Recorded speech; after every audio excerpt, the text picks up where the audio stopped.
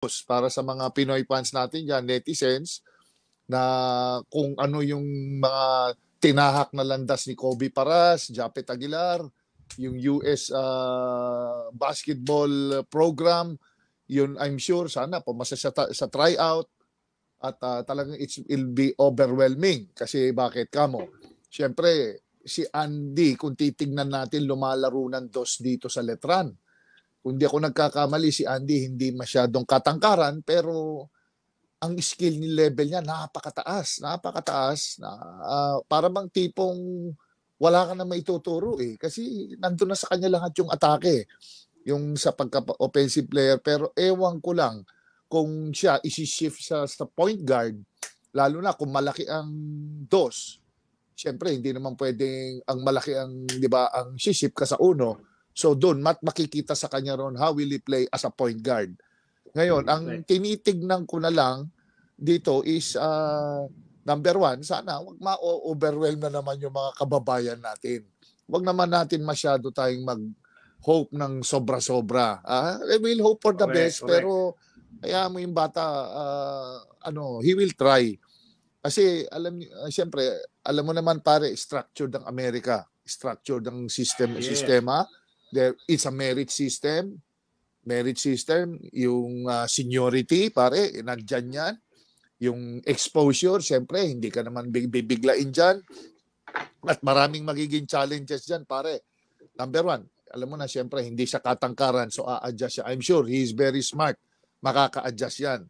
Tapos, ang pangalawa kong tinitignan dyan, pre, ang challenges niya yan is, siyempre, baka maging bench warmer siya, paano niya i-overcome yon, yung pagiging bench warmer, or kung hopefully kung maisapasok agad siya sa rotation, well and good.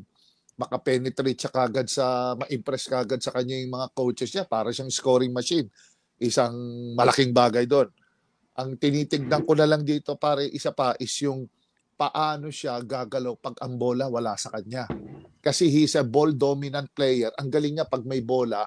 Hindi ko lang alam pagdating sa States, paano pag ang iba play, hindi, siyempre sa Letran, ang play niya, uma-adjust sa kanya because of his skill level. So, mas magaang sa kanya pagka siyempre mapunta ka sa isang lugar, ikaw ang a-adjust sa sistema because of his, ang king galing niya, yung kung gaano siya kabilis pumikap to sa sistemang ibibigay, that will differentiate kung yun ang magseset ng niya, ng chance niya to make it sa team.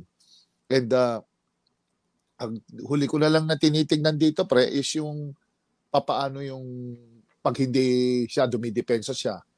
Meron siyang disadvantage sa height. So I have to see something in him na to keep him there sa laro, na dapat medyo matibay siya na, di ba? Yung lagi setback natin, undersized tayo, baka iposte siya or what. Kung kailangan niya magdagdag ng weights, doon niya talaga lahat hahabulin yon. Palaki siya ng katawan, pabigat siya, masanay siya sa banggaan. Tapos baka magkaroon ng konting pa dyan. Siyempre, alam mo naman, minsan naririnig natin nagkakaroon ng issues, racial issues minsan, nagkakaroon daw ng ganon pagdating sa pasukan ng tao. So I hope sana hindi niya abutin yung mga ganong sitwasyon kasi para smooth sana yung transition niya, pagiging player niya. At pare, ang nakikita ko ba, ano bang height nito pre?